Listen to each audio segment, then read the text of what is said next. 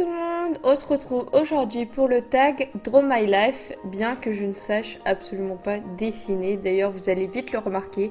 Et pas d'inquiétude, vous allez voir un changement de main, c'est tout à fait normal, c'est mon chéri qui a commencé puis j'ai terminé.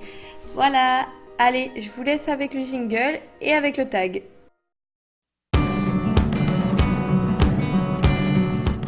Alors, on va commencer l'histoire de ma vie en prenant en 1994 où mes parents ont eu ma grande sœur, donc le 11 février pour être exact, Adeline. Et moi, je suis arrivée le 25 janvier 1995, donc on a peu d'écart avec ma grande sœur. Alors que toutes les deux nous étions encore petites, mes parents ont fini par se séparer. On a donc vécu avec notre maman et nous avons beaucoup déménagé et changé d'école 4 fois et 2 fois de collège.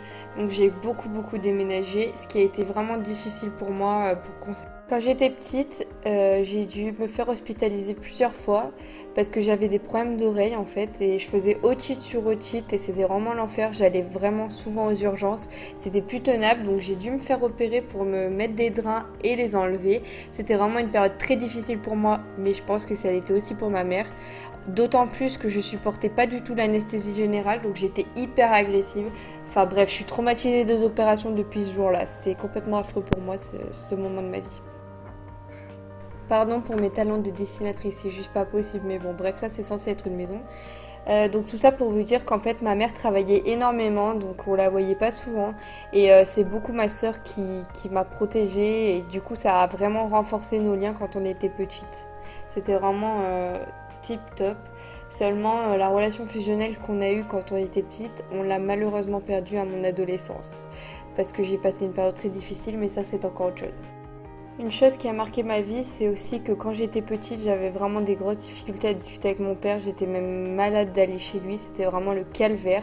J'arrivais pas à créer une relation, mais ça a changé depuis maintenant 3 ans réellement, où on arrive vraiment à avoir une relation père-fille que j'adore. Et vraiment, mon père, je le considère vraiment, mais c'est mon tout.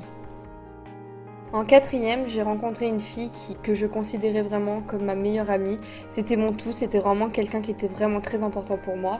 Et on est allé au lycée ensemble, à l'internat. C'était vraiment top. En seconde, on l'a fait ensemble. Moi, je suis partie en première ST2S, elle en première S. Et c'est là que nos chemins ont commencé à se décroiser. Parce que vraiment, c'était très compliqué. Elle avait une mentalité que moi, j'avais plus. On a vraiment grandi différemment. Ensuite, après mon bac, donc j'ai eu mon bac ST2S quand même.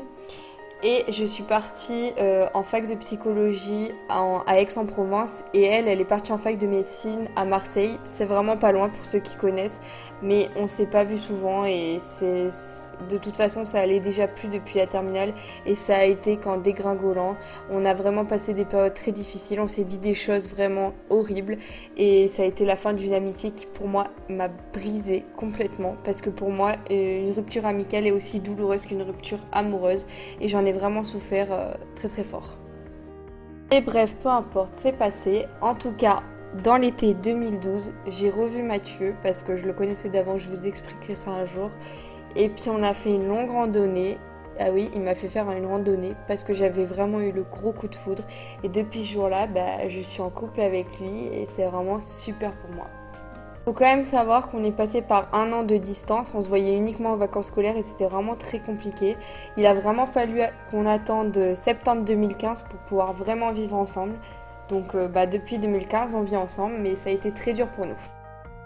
On va revenir un petit peu en arrière pour se pencher sur mon papa qui a rencontré une femme quand j'étais petite qui s'appelle Virginie et qui est donc ma belle-mère et ils se sont mariés. Alors je sais plus du tout l'année, désolée si vous passez par là, j'étais trop petite. Mais en tout cas, ils m'ont donné la chance d'être à mon tour grande sœur puisqu'en 2007, ma petite sœur d'amour est née.